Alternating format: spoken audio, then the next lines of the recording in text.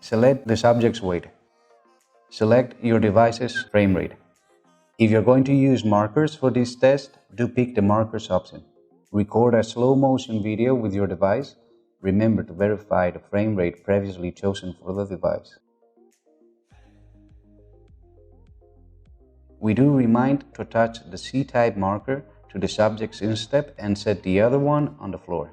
After uploading the video recorded with markers, the app will predict the leap's beginning and end.